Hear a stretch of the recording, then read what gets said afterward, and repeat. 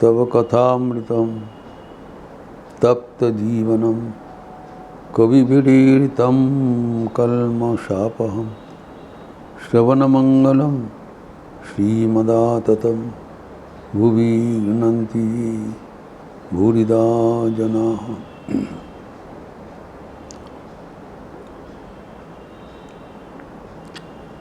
अवतार का बात चल रहा था, दशावतार जो श्री राम कृष्ण एवं मास्टर मास्टर के बीच जो सत्प्रसंग हो रहा था, वहाँ पर अवतार प्रसंग आया। हाँ, ठाकुर ने कहा जो अवतारण करते हैं वो अवतार है एवं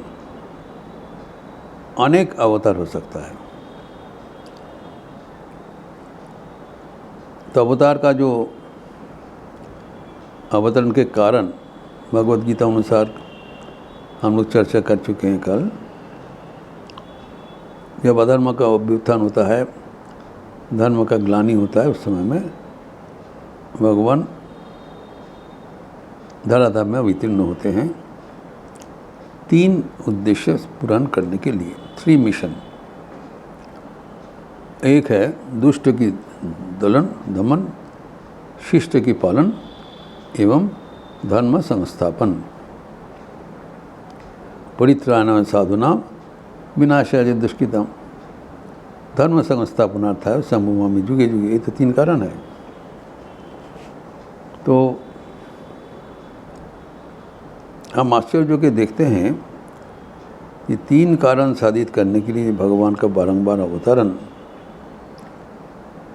वो प्रत्येक अवतार में ये 3 कर्म परिष्कार दिखाई पड़ता है। प्रत्येक अवतार में वो सृष्टि को उद्धार करते हैं एवं सृष्टि को संशोधन कर लेते हैं। ये जैसे हमारे स्टेरिलाइजेशन का जो होता है, ऑटोक्लेविंग का जो होता है ऑपरेशन थिएटर में, प्रत्येक ऑपरेशन के पहले इंस्ट्रूमेंट्स का, वैसी सृष्टि का वो प्रत्येक कल्पों का पहले सृष्टि को एक बार ओवरऑलिंग हो जाना चाहिए। वो भगवान स्वयं करते हैं। एक है धर्म संस्थापन, नवीकरण, purification of the system cycle.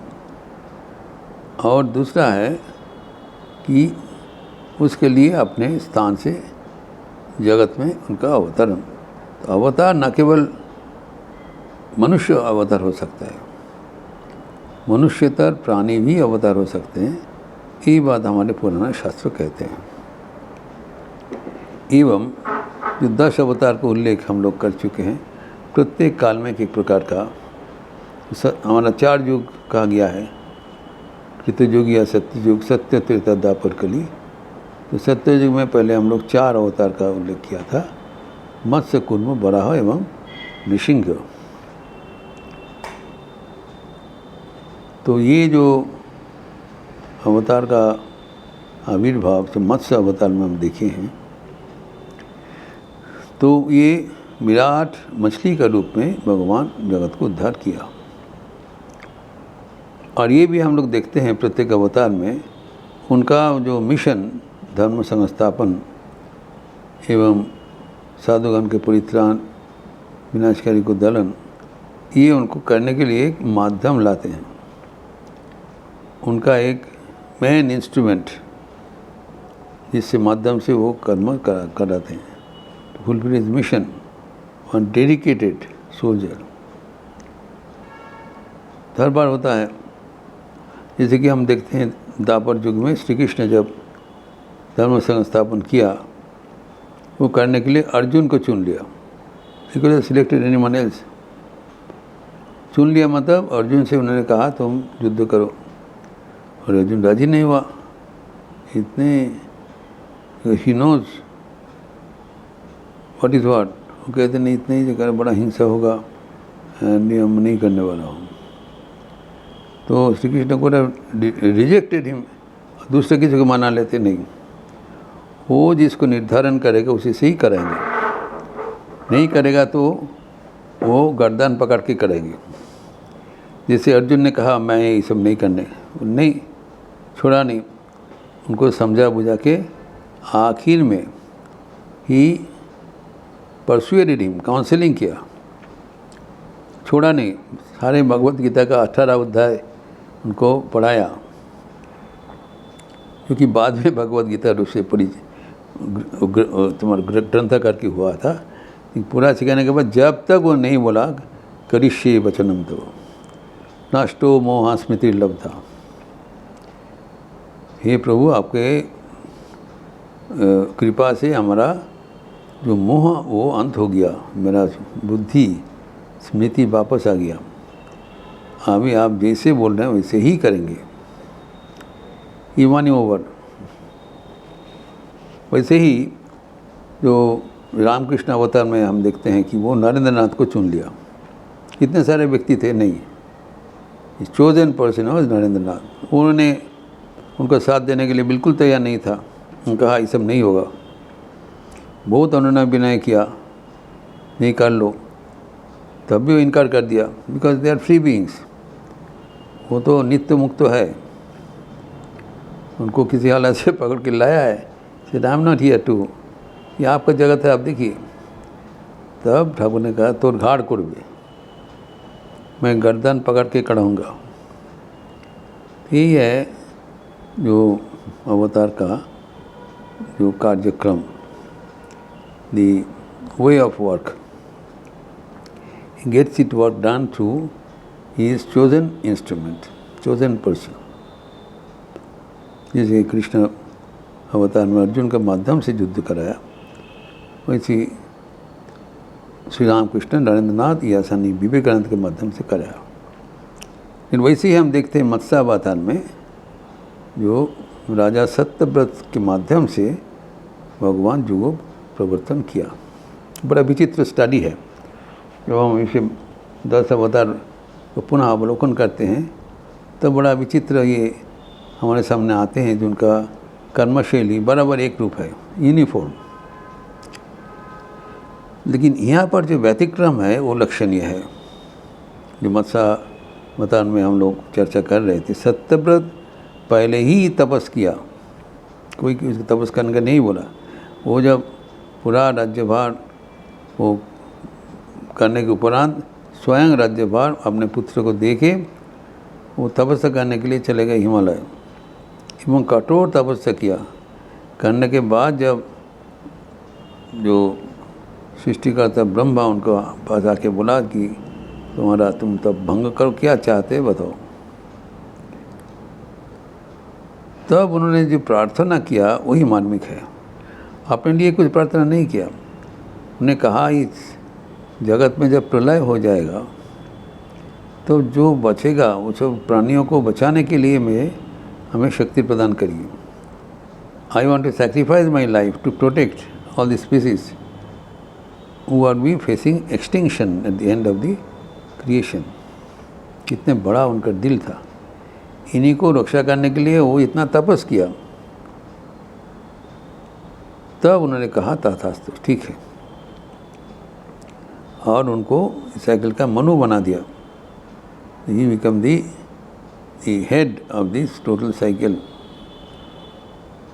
और उसके बाद ही विपाखान हम लोग देखते हैं कि उनको जब आश्रम में जब आया, जब संध्या वंदन आदि कर रहे थे, तब देखा उनके अचानक हाथ में एक छोटी सी मछली आके उपस्थित हुआ। फिर उनने जब उसको छोड़ा तब मछली बोला मुझे मत छोड़िए, क्योंकि हमें जो नाना प्रकार का जल जंतु है सब हमें खा लेंगे, आप दयाशील है। मेरा जान के ऊपर देखते हुए पूरा थोड़ा एक्सटेंड कर दीजिए, ठीक है। तो जब वो सत्यव्रत ने जब उनको मछली का जो प्रार्थना सुनकर उन कमंडलू में रखा, कमंडलू की व्यतिक्रम करके बड़ा हो गया, फिर तालाब में रखा, बड़ा रथ में रखा, फिर आखिर में वो सागर में छोड़ दिया। तब भी विशाल आकार धारण किया। तब सत्यव्रत ने बताया आपको है कौन, कोई साधारण तो मछली है नहीं। तब उन्होंने बताया देखो मैं स्वयं विष्णु हूँ और 7 दिन के भीतर ये जो स्थावर जंगम जी जो सृष्टि ये प्रलय हो जाएगा, कुछ रहेगा नहीं।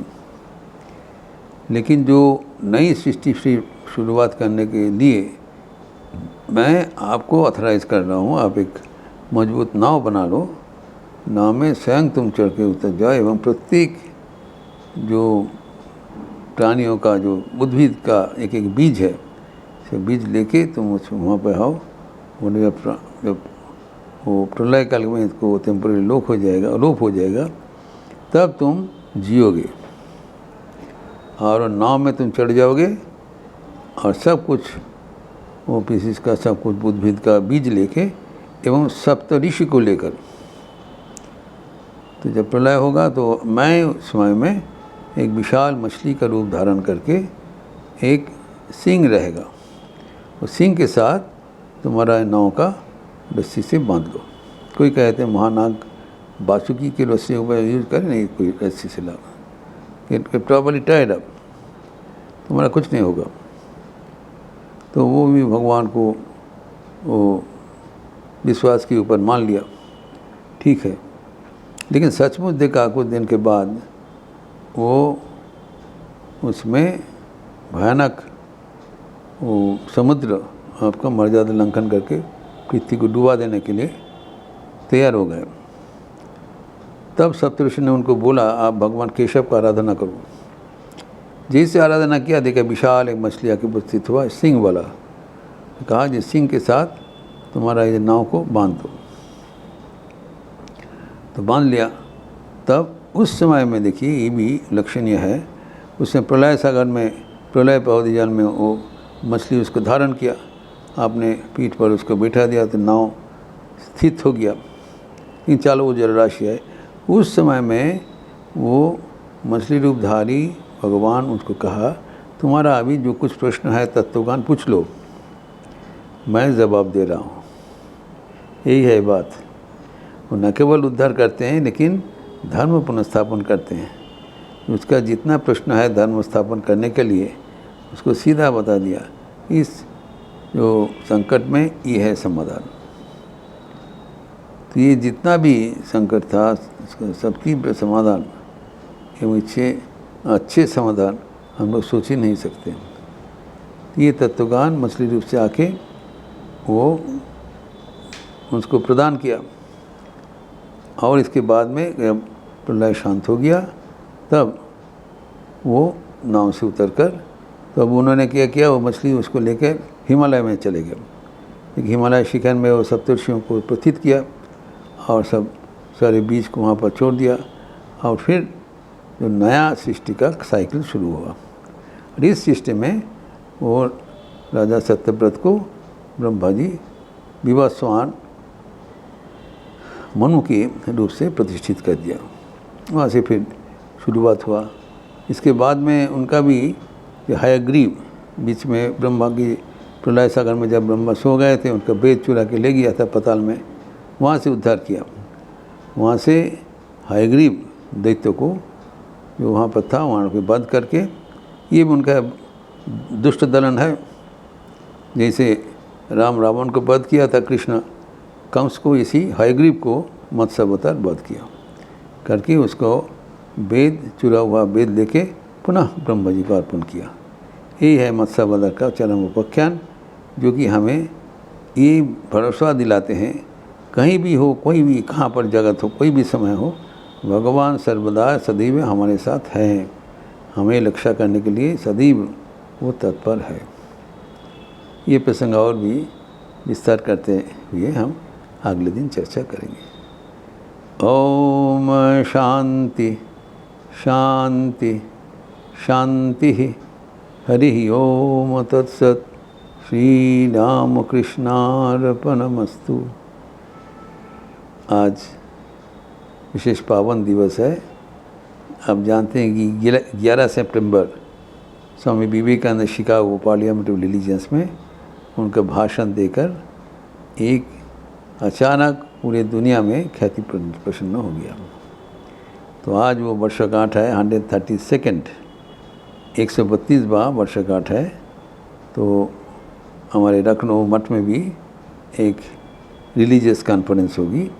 विभिन्न धर्मों का जो प्रतिनिधियों मठ में आएंगे, जो बुद्धिज़्म का भांति देवेंद्र, क्रिश्चियनिटी का फादर नवीन सैमुअल, जो हिंदू धर्म का मैं बताऊंगा, तो सिख धर्म के लिए वो बग्गा साहब जो गुरुद्वारा प्रबंधक कमेटी के जो प्रेसिडेंट है, फिर इस्लाम के लिए क्लरिक वो भी आएंगे। ये सब मिलकर एक धर्म संस्थापन का, जो धर्म सम्मेलन का, धर्म समन्वय, इसका शाश्वत वाणी उच्चारित होगा। इसका प्रोग्राम हम सबको दे चुका है इंटरनेट में। आप सबका स्वागत है। शाम को 7:15 बजे से शुरुआत होगा और 8:45 बजे तक हमारे ऑडिटोरियम पर। अच्छा रहिए, स्वस्थ रहिए, आनंद में रहिए। नमस्कार।